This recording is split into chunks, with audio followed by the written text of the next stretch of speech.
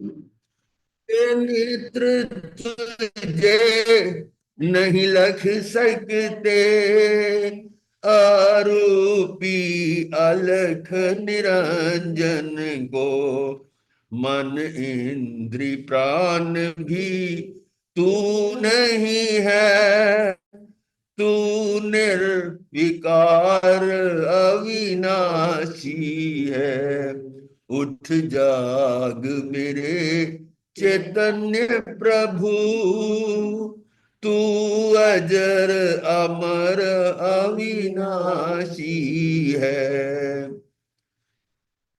तू एक सदा गायक ही है, फिर क्यों ममता में मरता है। आत्मसात यह हो जाए, नहीं मर सकता अविनाशी है। उठ जाग मेरे चैतन्य प्रभु, तू अजर अमर अविनाशी है। आत्म अंतर में आ जाओ, बाहर की दुनिया बिसराओ। जो है उसमें विश्वास करो, तू स्वयं सिद्ध अविनाशी है। उठ जाग मेरे चैतन्य प्रभु, तू अजर अमर अविनाशी है। मृत्यु का भय क्यों खाता है, तू शाश्वत घर का वासी है। बहुत आनंद आया। Thank you.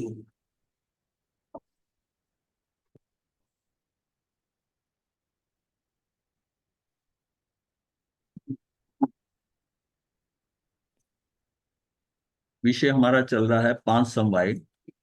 पहला समवाय हमने काल, दूसरा स्वभाव, अब तीसरा कर्म। कर्मवाद का जितना विस्तृत व यौक्तिक विवेचन जैन दर्शन में है, उतना दुर्लभ है। हर प्राणी प्रत्येक प्रवृत्ति की, चाहे क्रिया मानसिक हो, वाचिक हो या कायिक, कर्म परगनाओं के परमाणुओं को आकृष्ट करता है। प्रत्येक क्रिया कार्बन शरीर पर कर्म परमाणुओं द्वारा अंकित होती है। मतलब जितना भी हमारे योग में मन वचन काया के कारण वो जितना भी परमाणुओं को आकृष्ट होती है, जितनी हमारे अंदर वाइब्रेशन आत्म प्रदेशों में हल्की सी चंचलता, हल्की सी भी वाइब्रेशन होगी जैसे ही, वैसे ही कर्म जो है ना, बाहर से कार्बन वर्गनाएं वो आ जाए, वो आ जाए। और कालांतर में उन कर्मों के उदय से प्रभावित होकर प्राणी चाहे तो प्रतिक्रिया करे, ना चाहे तो सभा में रहकर प्रतिक्रिया ना। अब जिस समय उनका उनका वो आकृति है, अब उसमें दो चीजें हमने जानी है कि उस कितने काल तक वो लगे रहेंगे, क्योंकि ये संयोग हो रहा है। संयोग हो रहा है, उनका वियोग होगा ही हो। जो संयोग हो रहा है कितने समय का संयोग है, और उस समय उस संयोग से मुझे क्या सुख या दुख मिलेगा, ये डिपेंड करता है, किस पे निर्भर करता है कि मेरे कषाय, योग और कषाय। कषाय अगर तीव्र है तो स्थिति बंध और अनुभाग बंध, ये जो है तीव्र होगा। तीव्रतम हो सकता है, तीव्रतर हो सकता है, मंद हो सकता है, मंदतर हो सकता है। ये मेरे कषायों की स्थिति पे डिपेंड करता है। लेकिन वो जो बंध गए, अब उसका उस समय जो मेरे उस समय कषाय के भाव थे, योगों से ये आते हैं और कषाय से ये उसके अंदर उसका स्थिति बंद कितने काल तक रहेंगे और उनका। अब जब उनका काल समाप्त हो रहा है तो उसमें वो उदय में आएंगे। हम कहते हैं उदय में आए। जब तक वो साथ लगे हैं, वो पड़े हुए हैं, हमें कुछ फर्क नहीं पड़ता। लेकिन जिस समय वो अब उसका उदय आया, अब जाते जाते जो कुछ उन्होंने यहां से लिया था वो दे के जाते। अब वो उस तरह जिन कषायों के भावों से वो बंधे थे, वैसी स्थिति वैसे आई। उसमें जो क्रिया हुई थी, शुभ हुई थी अशुभ हुई थी, सुख मिलेगा कि दुख मिलेगा, तो उस हिसाब से कालांतर में इन कर्मों के उदय से प्रभावित होकर प्राणी चाहे तो प्रतिक्रिया। अब वो जिस क्रिया के कारण बंधे थे उसकी प्रतिक्रिया होगी। अब प्रतिक्रिया अगर तो जीव उसको संभाल ले, मनुष्य संभाल ले, तो प्रतिक्रिया ना मनुष्य। और अगर उसमें बह जाए, जैसी चीज वहां जैसी स्थिति आ रही है, कर्म के कारण जैसा निमित्त सामने आ रहा है, निमित्त सामने आ रहा है, तो उससे प्रभावित होकर वो प्रतिक्रिया कर ले, तो उसका नवीन कर्म बन जाएगा। इसलिए प्रतिक्रिया होने पर नवीन कर्म का कर्ता प्राणी स्वयं ही है। कर्म बांधने में भी उसका स्वयं का कंट्रीब्यूशन था, अपना ही उसने किया। और अब वो उदय में आ रहा तो उसकी प्रतिक्रिया करके वो फिर फंसता है। इसी तरह इन क्रियाओं और प्रतिक्रियाओं के कारण ये भव भ्रमणा चल रही है अनादिकाल से। कभी हम हल्का कर्म बांधते हैं, उसकी प्रतिक्रिया भारी कर देते हैं, कभी भारी बांधा तो हल्की कर देते हैं, पर प्रतिक्रिया नहीं छूट रही। और फिर उसका परिणाम आता है, वह कृत की प्रतिक्रिया है। इसलिए उन्हें पुराकृत कर्म कहा जाता है कि पूर्वकृत कर्म किए उन्हें पुराकृत कर्म कहते हैं। इसका मतलब यह हुआ कि पुराकृत कर्म, अब कर्मों की सारी फिलॉसफी समझ में आ गई कि जो मेरी स्थिति है उसके अनुसार ये सारा खेल चल रहा है। और अगर मैं उसमें प्रतिक्रिया भी जब कर रहा हूं, या कोई भी स्थिति मेरे सामने आ रही है, मैं उससे विचलित होता हूं, आकुलता व्याकुलता होती है, मैं मेरे में चंचलता आती है। अगर वो तीव्र आ रही है तो तीव्र आ रही है तो उस कर्मों की मात्रा भी ज्यादा है, और किस क्रिया के कारण हो रहा है, उसके अनुसार उसकी प्रकृति भी बनती। इसका मतलब है कि अगर हमारे में प्रतिक्रिया का भाव नहीं हो रहा, तो मेरे अंदर स्थिरता बढ़ गई है। और स्थिरता बढ़ने से क्या है कि जितनी जितनी मेरी स्थिरता बढ़ती जाएगी, मैं मामूली से प्रतिक्रिया नहीं करूंगा। कुछ हो रहा मेरे सामने, उससे तू हट जाएगा, तो हाँ इग्नोर कर देगा। और नहीं तो क्या कि थोड़ी सी इधर से हरकत हुई तो एकदम आपने प्रतिक्रिया कर दी, उसके हिसाब से कर्म बन गया। तो इसमें फंसता मैं हूं, खुद ही मैं करता हूं, और खुद ही जब उसका परिणाम आता है फिर फंस जाता हूं। ये जो श्रृंखला है कर्म बंध की और कर्म के निकलने की, इसको तोड़ना है।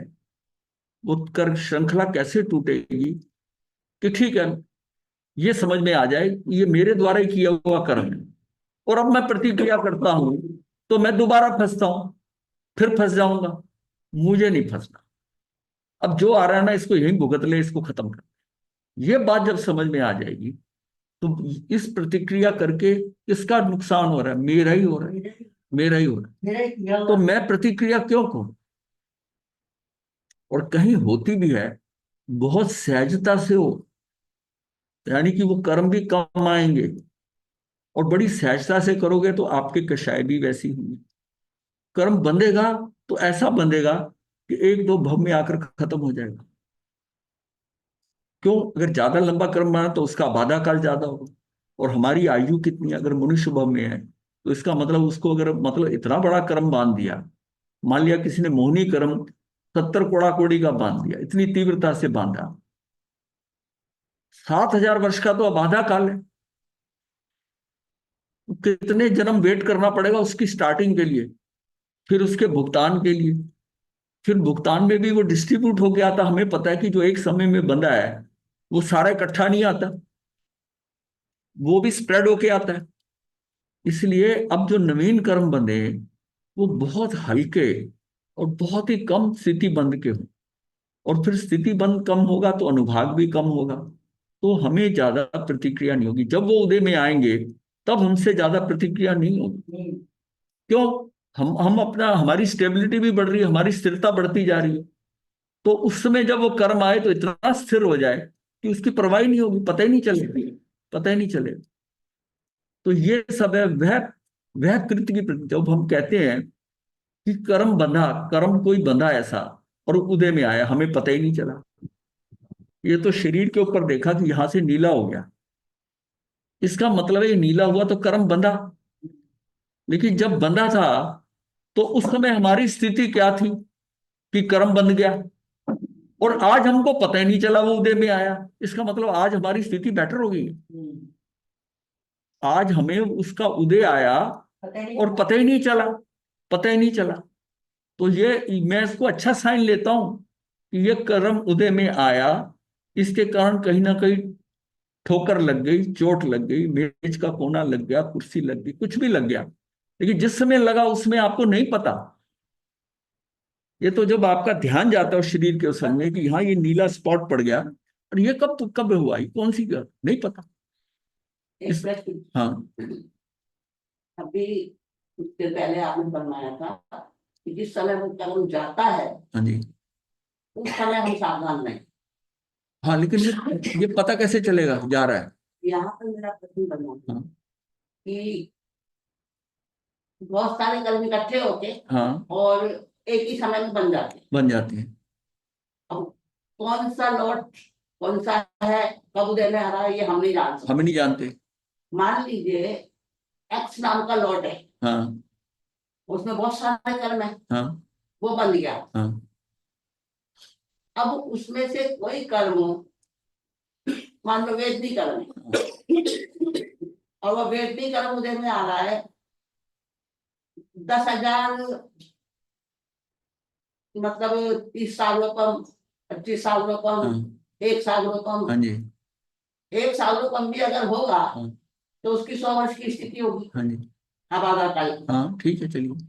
जो भी स्थिति जो भी होगी स्थिति वो तो होगी, एक सागरपम हो तो एक 100 वर्ष की होती है। 100 वर्ष की होगी आबादा काल की। हाँ आबादा काल पूरा हो गया, हाँ अब वो कर्म उदय में आ रहा है। हाँ मान लीजिए उसकी स्थिति है, स्थिति का मतलब जो फल देने की क्षमता, हाँ वो 100 वर्ष कम हो जाएंगे आबादा काल के, और 100 उसकी फल देने की जो मियाद है, पीरियड है, वो हम समझ रहे हैं कि 200 वर्ष का है।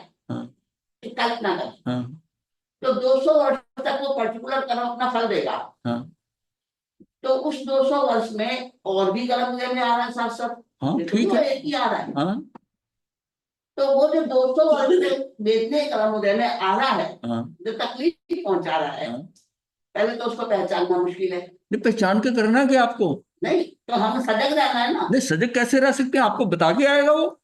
हाँ, तो वो उसी पर तो मेरा प्रश्न बना। नहीं नहीं ऐसा नहीं है। हाँ। जब कर्म बनता है, एक ही कर्म एक समय में बनता है, पहले तो आपका यहां से अजम्पशन गलत है कि बहुत सारे कर्म बन गए। एक समय में एक बंधा, वो कर्म जो बंधा आपका उसी तरह उपयोग लगेगा वैसा बंधा। जब उदय में आते हैं उसमें जो पुरानी श्रृंखला चल रही है उसमें वो मिक्स होके आता है बस, जिसमें उदय में आता है। बंधता तो एक ही समय में कर्म है ना। एक समय का कितना क्षण है आपको बंधते का समय नहीं पता चला। उदय भी एक समय में आ रहे हैं, वो भी आपकी अप्रोच में नहीं है, आपको कैसे पता चलेगा। आपको तो आंख झपकने में असंख्यात समय निकल गए। उदय एक समय में नहीं आएगा। उदय भी एक समय में ही आता है।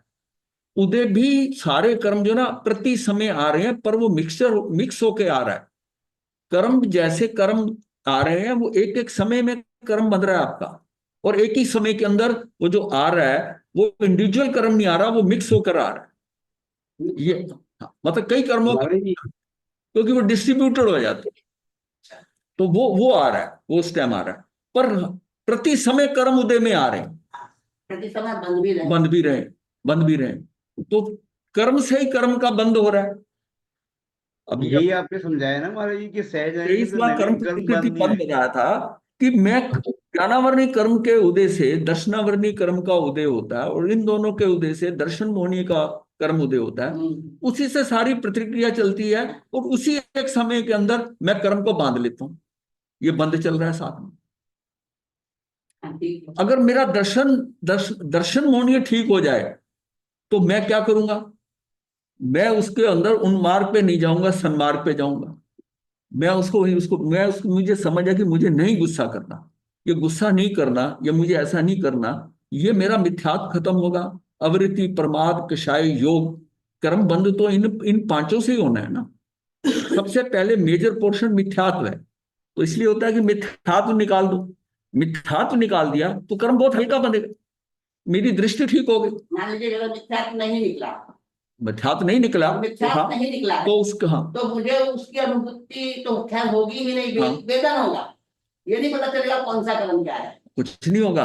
ये तो किसी को नहीं पता चलेगा। हाँ, वो बंधे जा रहे, अनेक दर्शन होने के बाद भी नहीं चलता पता। नहीं पता चलेगा। हाँ, तो मेरा सवाल ये है कि जो कर्म के फल देने की म्याद है, जो आता है, हाँ कोई 30,000 वर्ष तक हाँ ठीक दे रहा है। अब आधा काल काट दो उसको, हाँ, तो उसका क्या अर्थ है?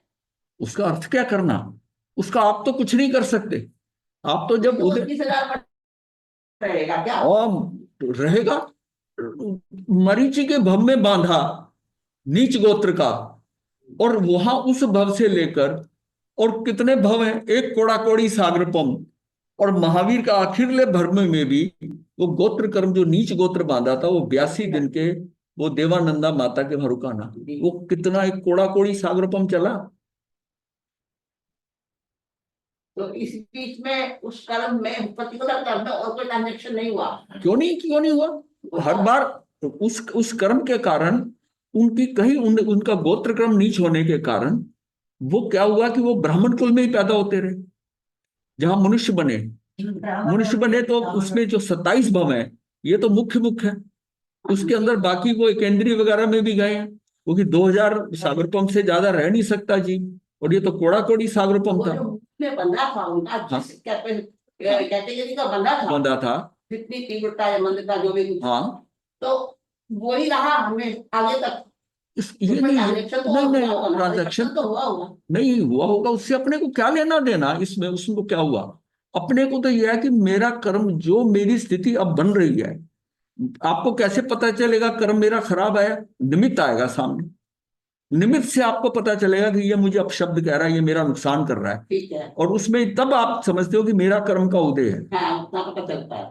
अब मुझे रिएक्शन नहीं करना, बस आपको ये एक्शन करना है कि इस ये जो मुझसे करवाना चाहता है मैंने ऐसा नहीं करना, क्योंकि वैसा करने से मैं फिर फंसता हूं।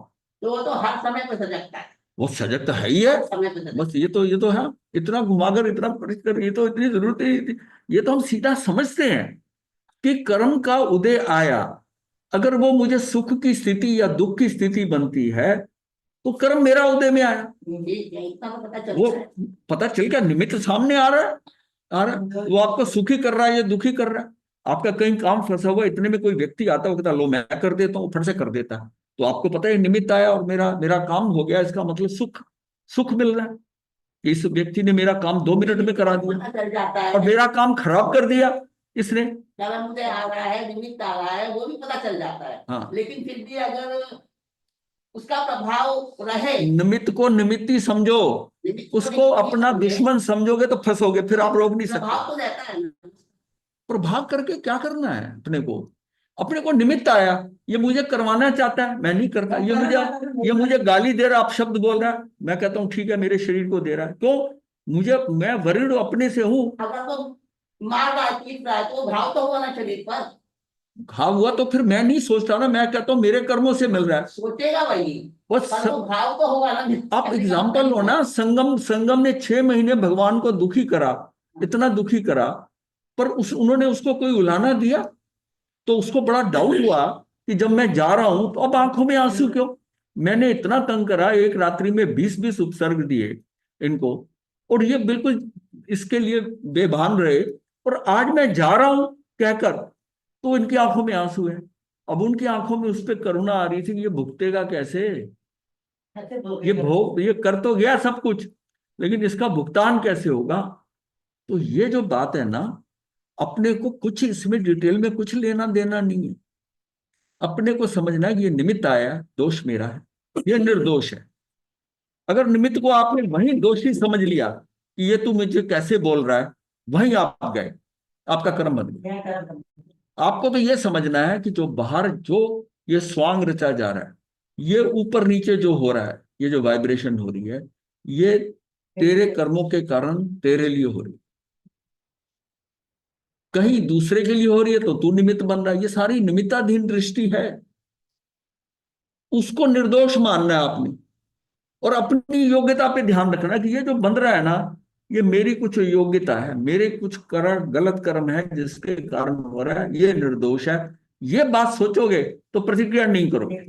जब आदमी को पता चलता है दोष मेरा है तो प्रतिक्रिया थोड़ी करता है, वो अपनी गलती मानता है। और जहां दूसरे की गलती मानता है वहां फट से उसका ध्यान जाता है, वो कहता है, दूसरे को कहता है कि तूने मेरे साथ ऐसा क्यों किया, तूने ऐसा क्यों किया। हम उसके साथ झगड़ लेते हैं, उसके ऊपर काउंटर अटैक करते हैं, उसकी कंप्लेंट करते हैं। वो सारा जो हो रहा है ये मेरा रिएक्शन है। मैं उसको टॉलरेट नहीं कर रहा हूं निमित्त को, मैं उस पर रिएक्शन कर रहा हूं, इसने ऐसा कहा, इसने ऐसा कहा, कुछ नहीं है। कोई नहीं बनेगा। हाँ, मतलब ये शब्द सहजता लाने वाला है। सहजता से पहले सजगता, जो हम बात कर रहे हैं कि हमको इसको निर्दोष मानना है, ये हमारी क्या है, सजगता है। लेकिन सहजता कब है कि मैं एक्चुअल में जब वो घटना घटे तो तब मैं ना हिलूं, तब मैं सहज हो जाऊंगा। और धीरे धीरे सहज होता होता मैं सरल हो जाऊंगा कि मेरे सामने जो कुछ घट रहा है मुझे फर्क नहीं पड़ रहा, मेरे में इतनी सरलता आ गई है कि ठीक है, जो हो रहा है सो ठीक हो रहा है। ये उसके आगे अब चौथा पॉइंट क्या है, जब आप इस बार शिविर में हुआ था, स्थिरता। अगर आपके अंदर ये भी हुआ कि मैंने सहन कर लिया, सरलता आई है कि ये ऐसा कर रहा है, ऐसा कर रहा, मैंने ऐसा करा, वो भी इतनी स्थिरता आ जाए कि उसमें आप में हल्की सी वाइब्रेशन ना हो। क्योंकि हल्की सी वाइब्रेशन मतलब है कि चंचलता जो आएगी, आत्म प्रदेशों ऐसे वाइब्रेट कर जाएंगे। आत्म प्रदेशों की झनकारी बड़ी खराब है, जितना वो स्थिरता में पड़े उतना तेरा काम हो रहा है, और वो ऑटोमेटिकली उनमें स्थिरता का भाव आए। वो स्थिरता जब आएगी तब आपको महसूस होगा। अब वही गलती कोई बड़ा करता है, एकदम आदमी क्रोध होता है। अब स्थिरता क्या समझना है, जब बच्चा करता है गलती, वही गलती करता है तो परेशान नहीं हो रहा। छोटा बच्चा है, आपको अंडरस्टैंडिंग है कि निर्दोष है। निर्दोष इसलिए ये बालक है, अबोध है, अज्ञानी है, बस ऐसे ही समझो ना। जब तक ये बात हमारे अंदर नहीं पक्की होगी, हम कितना शब्दों का ज्ञान ये सब इकट्ठा कर लें, तो मुझे मुझे अप्रभावित रहना, अप्रभावित होकर देखना है, और उसका जो परिणाम मेरे प्यारा उससे भी अप्रभावित रहना है। जहां मैं प्रभावित हो गया वहीं पर ही मैं फंस गया। वो तभी कहा ना कि सहज जानना, मात्र जानना, उसमें कोई योग ना लगे, बस सहज जानना हो रहा है। यहां तक भी है कि मैं इससे आंखें बंद कर लूं, मैं इसके पास इसकी तरफ देखूंगा भी नहीं, ये भी रिएक्शन है, ये भी अंदर वो है। ये अंदर रिएक्शन है, द्वेष भाव, ये भी द्वेष भाव। मैं अप्रभावित रहूं कि जो हो रहा है ठीक है, व्यवस्था में पड़ा है, जैसा हो रहा है ये कर रहा है, ये करता रहे, पर मुझे कुछ वाइब्रेशन नहीं करनी। ये अपने को सोचना भी नहीं है, ये मेरी स्थिति हो जाए ऐसी। सहज तभी हो पाएगा, और सहज होना ही जरूरी है। और सारी जो साधना है, सहजता कह दो, और सहजता का आगे का स्टेप स्थिरता लिया, बात तो एक ही है। इतने सहज हो जाओ कि स्थिर हो जाओ, हल्का सा भी कंपन ना आ सके। ये प्रकंपन जो है ना, यही हमें खराब कर रहे हैं। उसको, ये तब होता है जब उसको ग्रांटेड लेके चलते हो, ये जो कुछ हो रहा है मेरे कारण हो रहा है, इसमें कुछ दिक्कत नहीं, इसकी कोई गलती नहीं, इतना पक्का हो जाए कि बाहर जो कुछ हो रहा है। अब जिसको नहीं होता ना, वो कहता आज सूरज, आज बड़ी गर्मी, भाई तू कंट्रोल कर सकता है या मैं कंट्रोल कर सकता हूं, है तो है। अब उसका रिएक्शन करने की क्या जरूरत है। भगवान ने यहां तक कर्म बांधने का बताया है कि वर्षा हो रही है, ये हो रही है कि नहीं हो रही है, अगर हाथ करके तू आगे करता है चेक करने के लिए, कर्म बनता है। हाँ, हाँ, ये तुम ये देखते हो, हाँ, बारिश आ रही है, देखो आ रही है। हाँ, ये इससे भी कर्म बनता है, इससे भी कर्म बनता है। आगम पढ़ोगे पता चलेगा क्या बारीकियां दी हुई हैं उसमें, उतनी तुम बात ही नहीं कर रहे। नहीं पता था। हम्म। तो साधु तो नहीं कर सकता। नहीं, साधु, ये तो करता साधु के लिए, साधु तो नहीं कर सकता ना ऐसा। देखिए जो साधु के लिए है, वो गृहस्थ के लिए भी है। हाँ है तो है। ये उसके लिए, उसको पॉइंट आउट नहीं कर सकते गृहस्थ को, लेकिन गृहस्थ को भी अगर समझ आ जाए, वो भी ना देखे तो वो भी बचता है। जो कुछ साधुओं के लिए बताया गया है वो गृहस्थ भी फॉलो कर सकता है, ये कभी मत सोचे हमारी तो बड़ी स्थिति है ना। हम डिसिप्लिन समझ के कर रहे हैं। मैं कह रहा हूं उसके अंदर भाव है, गृहस्थ गृहस्थ भी कई साधुओं से ऊपर है, हाँ है। गृहस्थ भी ऐसे ऐसे हैं। ये साधुओं से ऊपर है।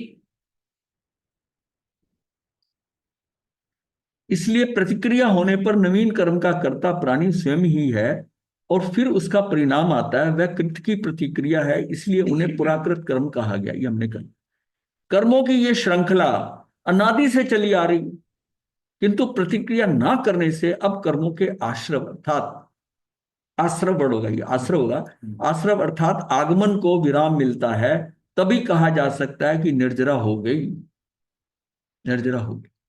तो कर्मों की प्रकृति बंध एवं प्रदेश बंध जीवों के योगों मन वचन काया द्वारा निर्धारित होते हैं। कर्मों की प्रकृति बंध और प्रदेश बंध जीवों के योगों मन वचन काया द्वारा निर्धारित होते हैं। योग मंदता से है तो अल्प, तीव्रता से योग है कारण अधिक मात्रा में कर्मों का आश्रव होता है।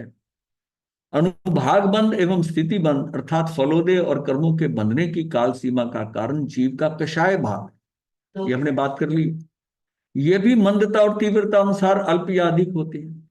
तो कर्म दोनों प्रकार के होते हैं, शुभ और अशुभ। जिस जीव ने पूर्व जन्म में शुभ प्रकृति कर यानी कि पुण्य, यानी पुण्य किसे कहते हैं? कर्म पुण्य नहीं होता, पुण्य तो उसका परिणाम कहता है, वो उसका मतलब भोगने में सुखकारी तो हम पुण्य कह देते हैं। एक्चुअल में हमारी प्रवृत्ति शुभ हुई है कि अशुभ हुई है? शुभ हुई है तो ऐसा आएगा कि उसका परिणाम सुखकारी हो। हमने उसको एक वर्ड दे दिया कि भोगने में जो सुखकारी है वो पुण्य है। बंधता तो कर्म है लेकिन वो शुभ क्रिया करने से बनता है, प्रवृत्ति मेरी शुभ हो रही है, तो वो जब परिणाम आएगा वो सुखकारी होगा, उसको हम पुण्य कहते हैं। डिसाइड तब होगा जब भोगा जाएगा तब होता है। लेकिन वो क्या रहता है कि उसको शुरू से पुण्य कह देते हैं, इसका पुण्य का बंध हुआ, उसको कह देते हैं। तो ये चल रहा है तो समझने के लिए ठीक है। तो भोगने में सुखकारी कर्म किए हैं और यदि अशुभ भोगने में दुखकारी पाप कर्म बांधे हैं तो उसे अनुकूल प्रतिकूल संयोग मिलते हैं। कर्म बंध के अंदर पहले क्या आता था? योग शब्द आता था ना, मिथ्यात अवृत्ति प्रमाद कषाय, तो लिखा था अशुभ योग। मतलब है कि शुभ योग को छोड़ दिया गया था कर्म बनते।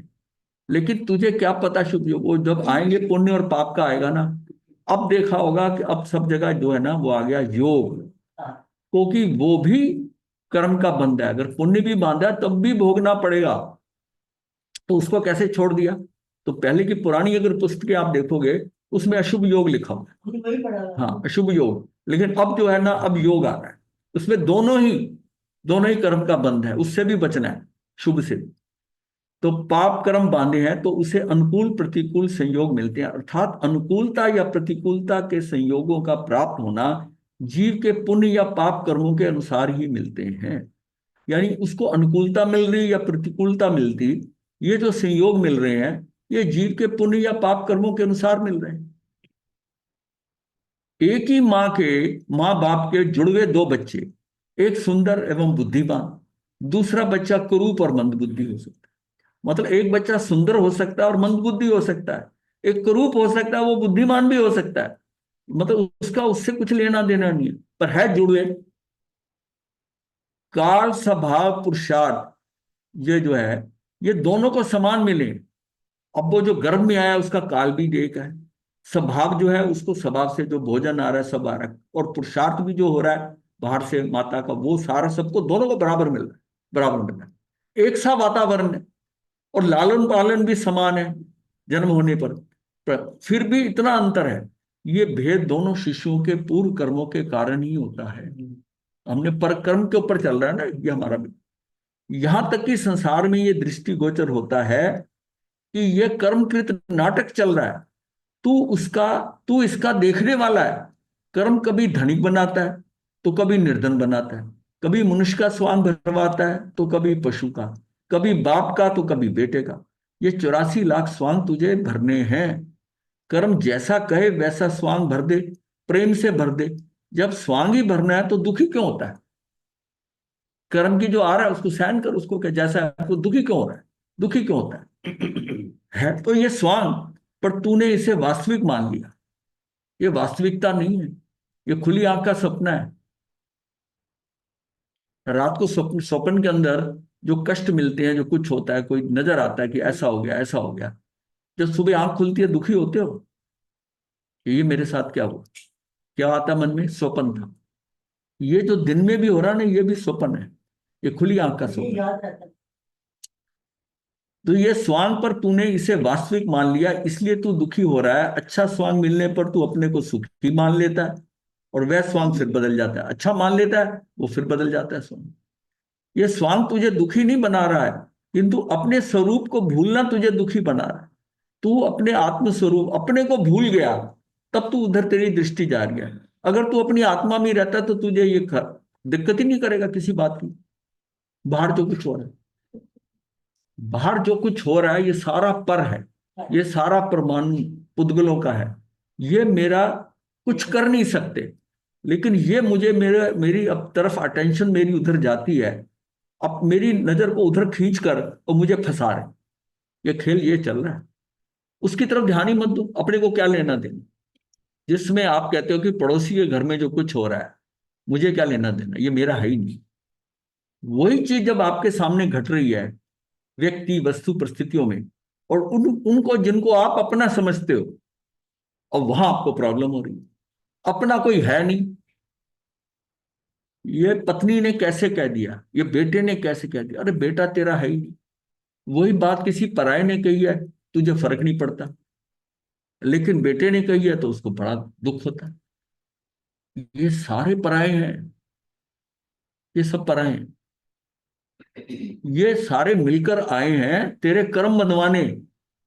तू इनसे मोह कर रहा है, ये मेरे हैं, तब भी तू फंस रहा है। इन्होंने ऐसा कैसे कर दिया, तब भी फंस रहा है। जो पराया है उससे तो तुझे इतना फर्क नहीं पड़ता, तू एकदम अपने आप को पीछे कर लेता कि मुझे क्या लेना देना है। हाँ? हाँ? मैं नहीं कह रहा।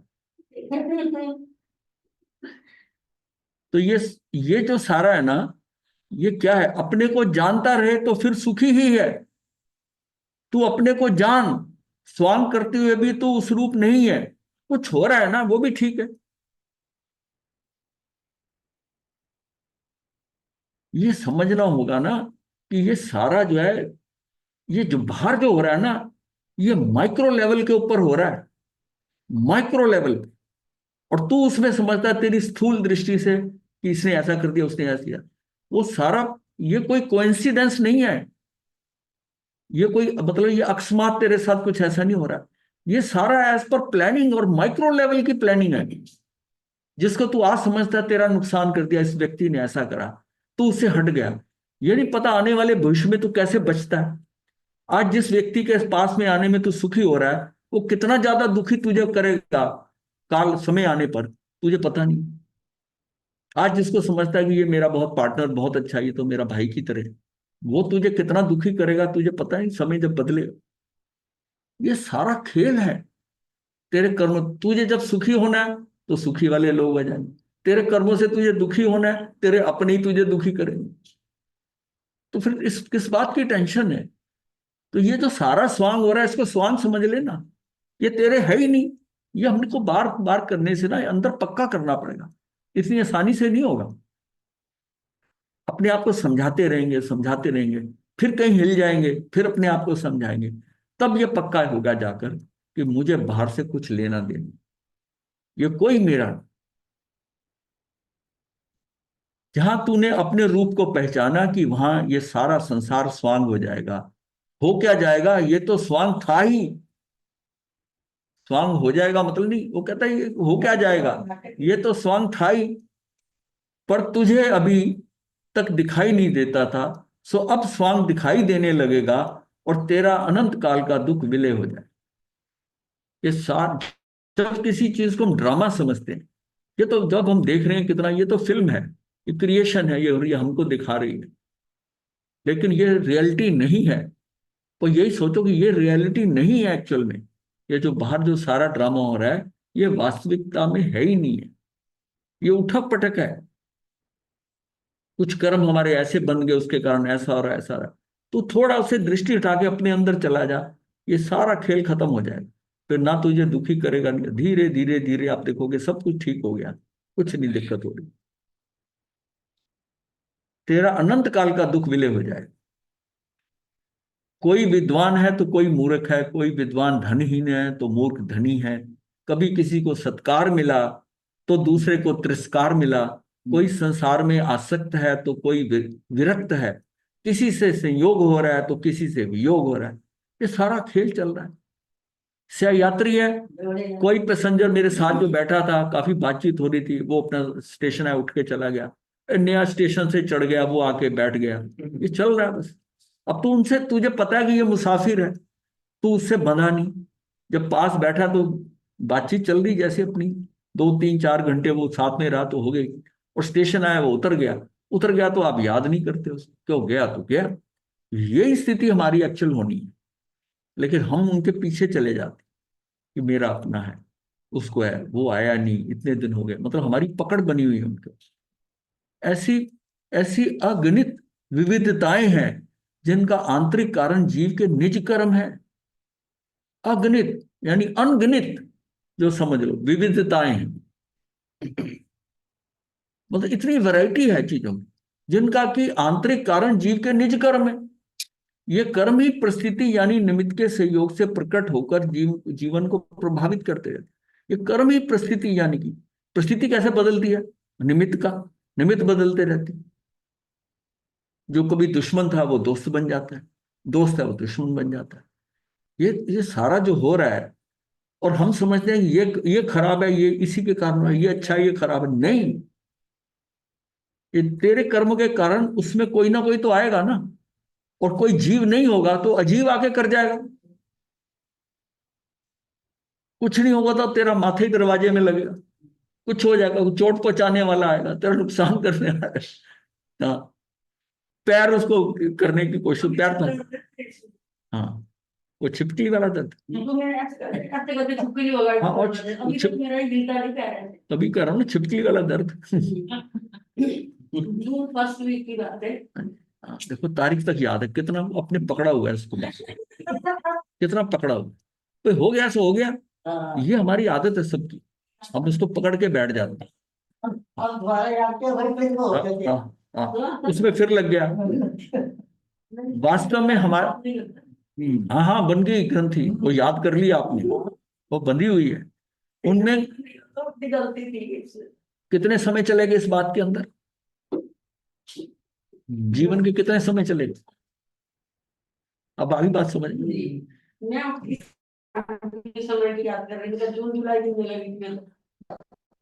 उनमें कर्म है किंतु परिणाम भी सब कुछ नहीं है। कर्म के अतिरिक्त शेष 4 समवाय भी महत्वपूर्ण है, महत्व है, जो हमें प्रभावित करते हैं।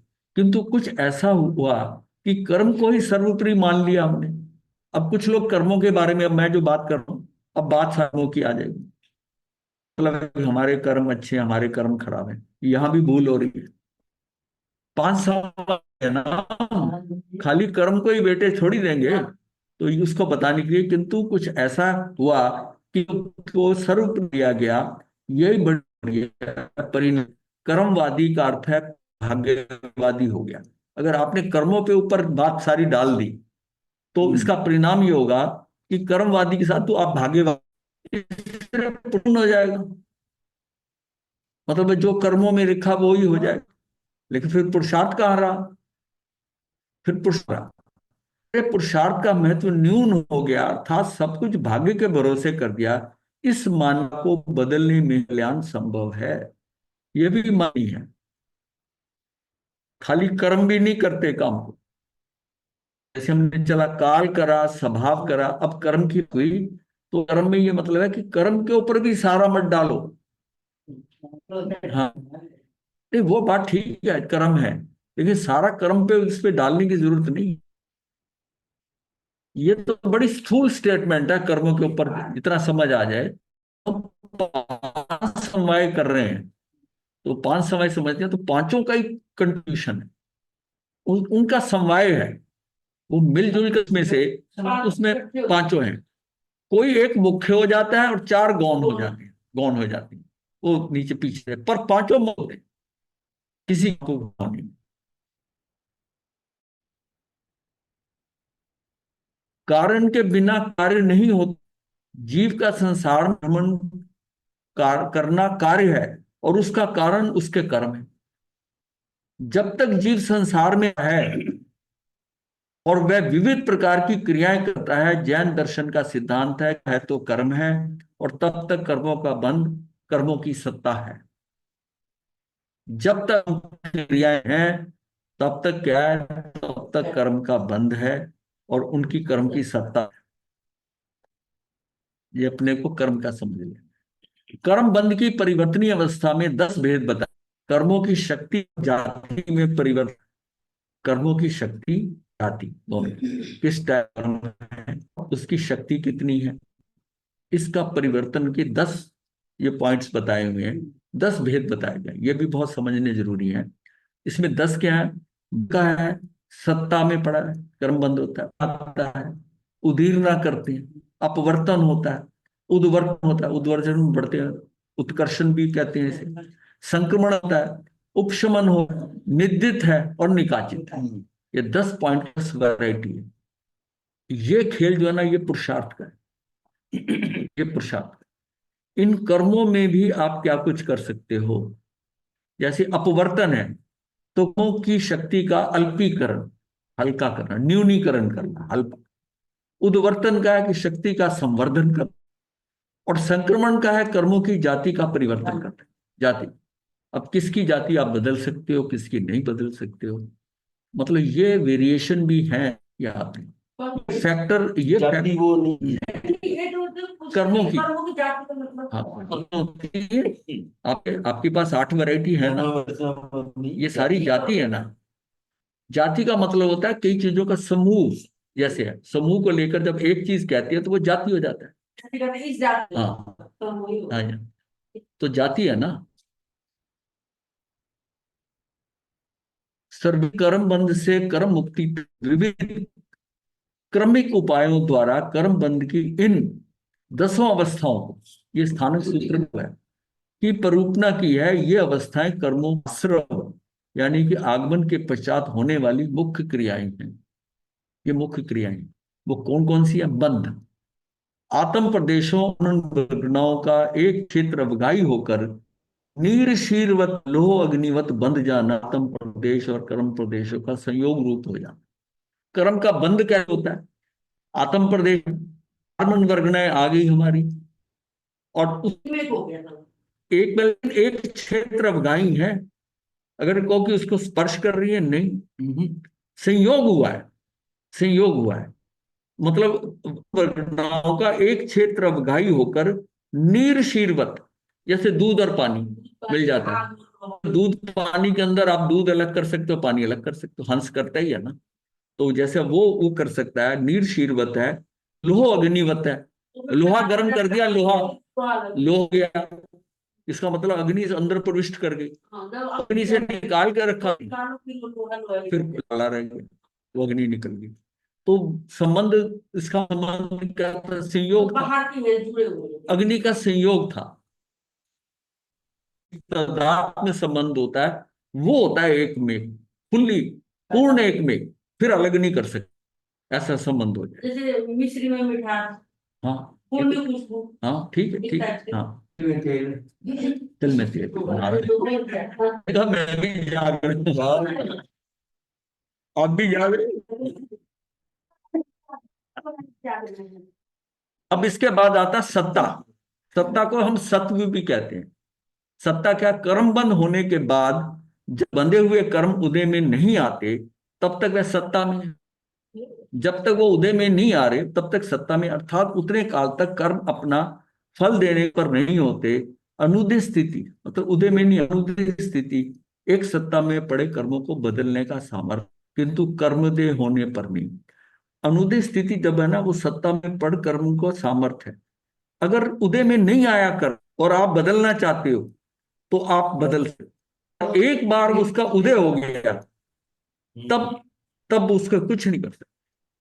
मान लिया जो कर्म आपका डिस्ट्रीब्यूट होके आना है, उस कर्म का पहले समय में उदय हो गया, आरा पड़ा हुआ है, आप उसमें अब कुछ नहीं कर सकते क्योंकि वो डिस्ट्रीब्यूट होकर आया। अब उसमें ये सोचो कि मैं रोक दूंगा इसको, नहीं का उसको रोकना चाहते हो तो पहले उसका कर्म उदय से पहले। कब कर सकते हो? तो आबादा काल खत्म हो गया लेकिन उदय में अभी आया नहीं, वो जो टाइम है उस कर्म के ऊपर जो करना चाहते, ये जो 10 प्रकार बताई आप कर सकते हो। यानी जिसको हम कहते हैं उदय में आता है, तो फिर उदय में उसकी उदीरना नहीं होती। उदय में नहीं आया तो उसकी उदीरना कर सकते हो आप। यही महाराज जी फर्क एक है बात बताइए। अकाम निर्जरा और सकाम निर्जरा, यही है, यही फर्क। या उसको कहें कि सविपाक या अविपाक, तो सविपाक निर्जरा का मतलब है कि उस कर्म का फल आ गया और अब उसकी निर्जरा जो है करी है, तो वो आपकी निर्जरा वास्तविक निर्जरा नहीं है, क्योंकि वो कर्म उदय में आया तो अपने आप छिटकेगा। और वो कौन सी निर्जरा है? अकाम क्या है? अविपाक निर्जरा, कि उसका विपाक नहीं आया और आपने निर्जरा कर दी, वो आपका कार्य करे। उस काम हाँ, महाराज जी एक यही बात अकाम बताएं। निर्जरा, साकाम, हाँ साकाम निर्जरा, सकाम आपने निर्जरा। काम बोला। हाँ हाँ, बोलने में।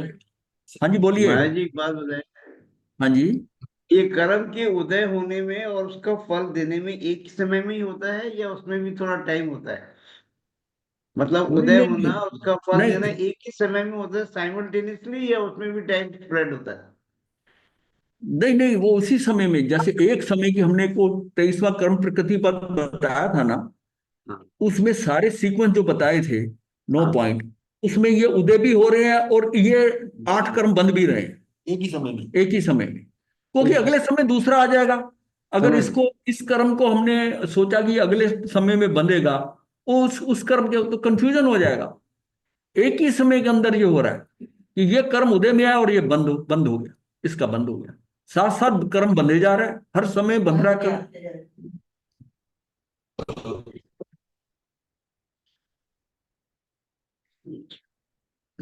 तो इसके बाद सत्ता का हो गया। अब है उदय। उदय क्या है? कर्मों के फल देने की अवस्था का नाम उदय है। अब वो फल देना शुरू कर देता है तो अब उदय है।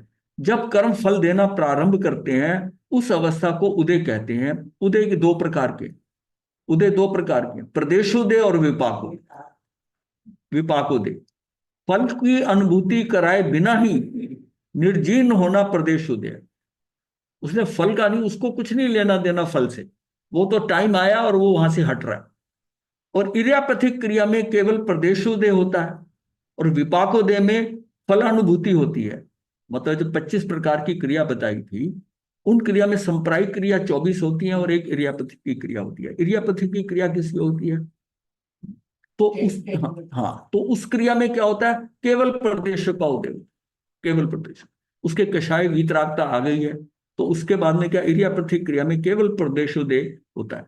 विपाकोदय में फलानुभूति होती है, विपाक उदय में फलानुभूति होती है और विपाक उदय में प्रदेश उदय अवश्य होता है। अगर विपाक होगा तो प्रदेश उदय होगा ही होगा। प्रदेश उदय हो और विपाक उदय ना हो तो यह तो बात ठीक है, लेकिन अगर विपाक हो रहा है तो प्रदेश उदय होगा ही होगा, होता है। कर्मों का साक्षात अनुभव करना, विपाकोदय, फलोदय, रसोदय, तीनों शब्द आते हैं। विपाकोदय भी कहते हैं, फलोदय भी कहते हैं, रसोदय भी कहते हैं, कि रस का उदय, उसका रस का, तीनों शब्द आते हैं। और इसे कई बार ये जो विपाक उदय है इसको अनुभाग भी कह देते हैं, अनुभाव भी कहते हैं, दोनों कह देते हैं। तो ये खेल जो है कर्म का उदय में आ गया। इसका मतलब एक बार वो शुरू हो गया ना, अब कुछ नहीं कर सकते आप। इसलिए भगवान ने कहा ना, 1 मिनट का भी तू प्रमाद मत कर। फायर कर दिया तो बस हाँ, गोली गई, हाँ, फिर रुकेगी तो फिर कहीं, हाँ। और अगर तुम एक समय का प्रमाद, और मान लिया तूने उसकी, उस समय आप कुछ ऐसा होकर तूने उसकी उधीर ना कर दी, तो उससे बच गया। कुछ ऐसी क्रिया तेरे से होगी कि उधीर ना हो। इसलिए जो है ना, बड़ा जागृत रहकर एक समय कर। मान लिया हमने सोचा हम इसको बाद में कर लेंगे, इसको बाद, और एक और कर्म कोई उदय में आ गया, शुरू में हो गया, तो गड़बड़ होगी, अब उसका कुछ नहीं कर सकते। उदीरना क्या है? नियत काल से पूर्व कर्म का उदय में आना और फल देना, ये क्या है? उदीरना। कृत्रिम रूप से फल का पकाया जाना। उदीरना पुरुषार्थ की प्रेरणा दायनी है। अब उदीरना जो होगी ना, पुरुषार्थ की प्रेरणा देंगी। मुझे अगर ये पता हो कि मैं इसका कुछ कर ही नहीं सकता, लेकिन उदीरना ये बता रही है कि तू पुरुषार्थ कर, हो सकता है, तेरे हाथ में है बदलना। अनुदीर्ण कर्म जो उदीरना योग्य है, अनुदीर्ण कर्म जो उदीरना योग्य है, उन्हीं की उदीरना हो सकती है। मतलब उदीरना योग कौन से होंगे? जो इसका बाधा काल खत्म हो गया, लेकिन वो अनुदीर्ण हो, उदय में नहीं आए हुए, उसके आप उदीरना कर सकते। उदीरना के लिए शुभ भावों से अपवर्तना द्वारा पूर्व कर्मों की स्थिति घटाना अनिवार्य है। उदीरना कैसे होती है कि आगे जो स्थिति आएगी ना अपवर्तना, हम उन कर्मों की स्थिति बंद घटा देते हैं जो एक्चुअल में बंधा है। कर्म बंधा भी इतने बाद आएगा, और हमने कुछ ऐसा करा कि उसका स्थिति बंद कम कर दिया। कम कर दिया तो वो तो अपने हिसाब से आएगा, और कम करके उसको हमने उसको निपट दिया, उसको समेट दिया हमने। तो इसका मतलब है कि उससे पहले उदीरना से पहले अपवर्तना करेंगे उसकी उसकी स्थिति बंद को न्यून कर देंगे, अल्पीकरण कर देंगे उसका। उद्वर्तना क्या है? किसी प्रबल अशुभ अप्रशस्त अद्वसाय विशेष द्वारा पूर्ववत कर्मों की स्थिति अनुभाग का बढ़ जाना। जो पुरानी स्थिति और वो बढ़ा हुआ है, आपने कुछ ऐसा अशुभ कार्य या आपके भाव ऐसे अशुभ आ गए कि आपने उनके पूर्ववत कर्मों की जो स्थिति अनुभाग है उसको बढ़ा दिया। बढ़ा भी सकते हो। ये सारा खेल पुरुषार्थ का है। जहां पुरुषार्थ कमजोर पड़ा वहां ये हो जाएगा, जहां पुरुषार्थ आपने पक्का करा वही हो जाएगा। ये महत्व है। अपवर्तना पूर्ववत कर्म की स्थिति और रस घट जाने का नाम अपवर्तना है। ये उत्वर्तना के विपरीत है, कर्मों की शक्ति का अल्पीकरण। आप हिम्मत करके पुरुषार्थ करके घटा भी सकते हो, बढ़ा भी सकते हो। हमने जाना था ना कि हम ऐसी स्थिति आत्मा की निर्मलता हो जाए कि वो उसमें वो जो है चतुस्थानगत कर्म जो है उसका बंद रुक जाता है और द्विस्थान का चलता रहता है। मतलब जो उसकी तीव्रता वो मैंने खत्म कर दी, तो बाद में अगर स्थिति खत्म हो रही है तो उस चतुस्थान वाले का क्या होगा? उस पोर्शन का वो द्विस्थान में आकर वो खत्म हो जाएगा। यानी उसकी जो तीव्रता है, उसकी इंटेंसिटी को हमने कंट्रोल कर दिया। कंट्रोल कर इसलिए कंट्रोल कर पाए कि जिसमें कर्म बांधा था उसमें आत्मा की उतनी निर्मलता नहीं थी। इसलिए आज मेरी आत्मा की निर्मलता है, मैं उसको कंट्रोल कर सकता हूं निर्मलता, और उसके कारण तो आपके अंदर जब निर्मलता आ गई है तो चतुस्थान वाला उठ ही नहीं पा रहा, क्योंकि आज आपकी आत्मा की वो स्थिति है कि उतनी तीव्रता के साथ आप रिएक्ट नहीं करोगे तो वो ठंडा पड़ा रहता है और द्विस्थान वाला चलता रहता है। और फिर चतुस्थान वाला जब उस कर्म की स्थिति खत्म आ रही है तो उसमें वो पोर्शन कहाँ जाएगा? वो द्विस्थान का होके निकल जाए। ये ये बहुत इंपॉर्टेंट है समझना। ये अभी नहीं समझेंगे। हाँ, नहीं वो जो तार का बताया था ना, यानी 1 किलो नीम का रस लिया, वो फिर समझ गए कि नहीं? उसको गर्म करा, आधा रह दिया, आधा उसकी उसकी जो है ना उसकी पकड़, उसकी तार की जो है ना उसको और गहरा कर दिया तो उसका चेप ज्यादा हो जाएगा। वो ज्यादा दुखी सुखी करता है। लेकिन आज आपकी स्थिति ऐसी है कि आपने आत्मा को इतना निर्मल कर लिया और वो उसकी हिम्मत नहीं पड़ रही आने की। अब हाँ, 4 स्थान है। तो अपवर्तना पूर्ववत कर्म की स्थिति और रस घट जाने का नाम अपवर्तना है। ये उद्वर्तना के विपरीत है, कर्मों की शक्ति का अल्पीकरण है। संक्रमण ये इंपॉर्टेंट है। जिस प्रकार आत्मवीर विशेष से, मतलब आत्मशक्ति विशेष से पहले बंधे हुए कर्मों की स्थिति व रस को घटाया जा सकता है, अभी हम बात करके आए उनकी स्थिति और रस घटाया जा, उसी प्रकार आत्मशक्ति विशेष से कर्म अपने स्वरूप को छोड़कर सजातीय स्वरूप में परिवर्तन करके, मतलब उसी में ही, जैसे ज्ञानावर्णी कर्म है तो श्रुत मति उसके जो भेद है उसी में ही वो चेंज हो सकता है, उसमें बदल सकता है। जो जैसा अपनी जाति में, ये नहीं है कि ज्ञानावर्णी दर्शनावर्णी हो जाएगा, नहीं, ज्ञानावर्णी के जो भेद है उनमें भी वो बदल सकता है, उसमें जा सकता है उस स्थिति। वह कर्मों की स्थिति और रस को घटाया जा सकता, उसी प्रकार आत्म शक्ति विशेष से कर्म और स्वरूप को छोड़कर अपने सजातीय स्वरूप में परिवर्तित करके भोगा जा सकता है। कर्मों की मूल प्रकृतियों का एक दूसरे में संक्रमण नहीं होता। जो 8 कर्म है ना मूल प्रकृतियां, उनका आपस में नहीं होता। कि ज्ञानावर्णी दर्शनावर्णी, दर्शनावर्णी मोहनी, मोहनी का उसका हो जाए, उसका संक्रमण नहीं होता। और कुछ ऐसी होती हैं जिनकी उत्तर प्रकृतियों में नहीं होता, जैसे दर्शन मोहनी है, चरित्र मोहनी में कन्वर्ट नहीं होगा, चरित्र मोहनी दर्शन मोहनी में कन्वर्ट। और आयुष कर्म के भी साथ है कि 4 प्रकार का आयुष बनता है, ये भी चेंज नहीं होता। तभी कहा जाता है कि जो गति आपकी बंध गई है जैसी, उसमें वो बदलाव नहीं होता उसका।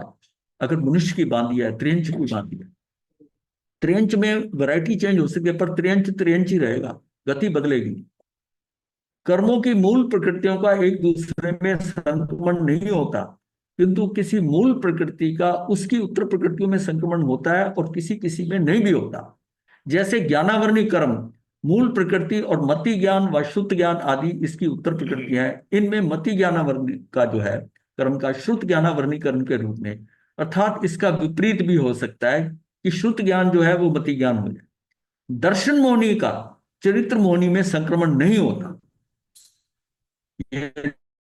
संक्रमण 4 प्रकार के हैं, प्रकृति, स्थिति, अनुभाग और प्रदेश संक्रमण। जैसे साता वेदनी का बंध 6ठे गुण स्थान तक होता है, इसलिए साता वेदनी में संक्रमण भी 6ठे गुण स्थान तक ही होता है। मतलब साता वेदनी जो है ना, साता वेदनी का संक्रमण 6ठे गुण स्थान तक तो हो जाएगा, उसके बाद में नहीं होता है। संक्रमण को मनोविज्ञान में उदातीकरण यानी अपराधी की प्रवृत्ति बदलना, मार्गंतरीकरण करते हैं, उसका मार्ग ही बदल दिया, उसका मार्ग ही बदल दिया। उस अपराधी की जो वृत्तियां थी, मनोवृत्तियां थी, मतलब सोशल लाइफ में कैसे बताएंगे इसको, कि उसको ऐसा धर्म का ज्ञान दे के उसकी वृत्तियां बदल दी, उसका मार्ग ही बदल दिया। पहले वो ये कहता था कि मैं बाहर निकल कर, जिसने मुझे कैद करवाया है, मैं उसको जाते पहले निकलते उसको खत्म करूं। अब उसको धर्म की शिक्षा दी गई, उसको बताया गया कि किसी से द्वेष भाव नहीं करना, ये साइकिल चलेगा तू फिर पकड़ा जाएगा, तू फिर जेल में आएगा, तेरा जीवन, उसको माफ कर दे, ये तेरे तेरे कर्म के कारण है। अब उसको उसको समझ आ गई कि मुझे ये त्यागना पड़ेगा जीवन, और मैं बाहर निकल कर कोई गलत काम नहीं करूंगा।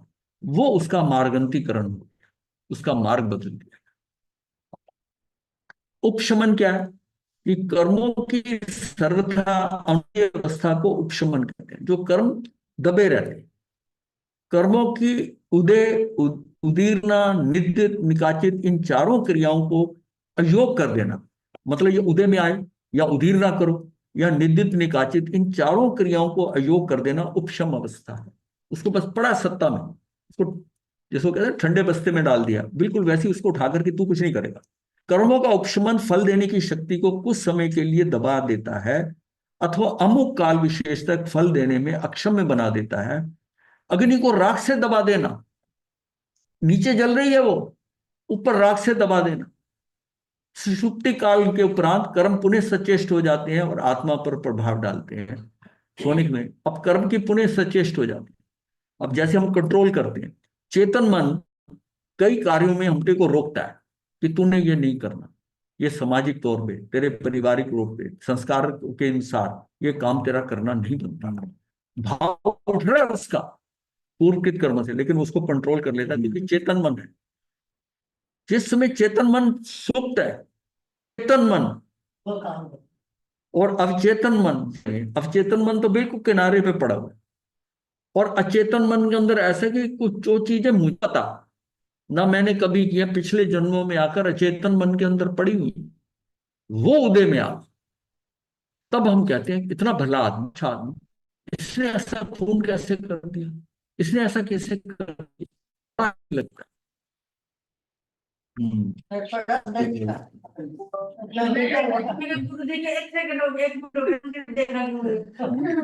तो मैं तो इसलिए ओवर टाइम हो गया।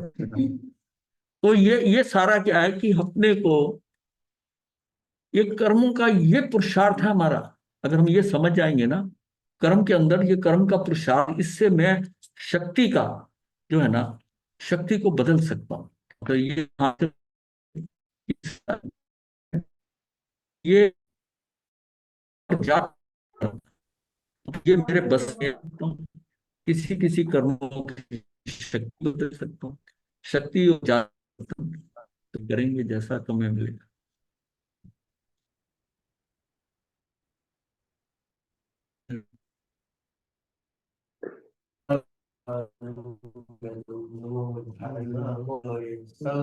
राज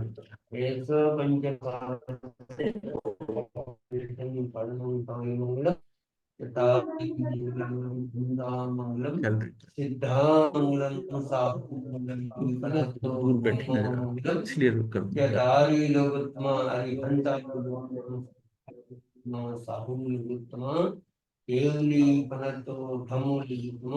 चतारी शरणं प्रवज्यामि हरिहन्ते शरणं प्रवज्यामि सिद्धे शरणं प्रवज्यामि साहू शरणं प्रवज्यामि केवली पुनर्तन धम्मं शरणं प्रवज्यामि चार शरण मंगल कर सदा देवी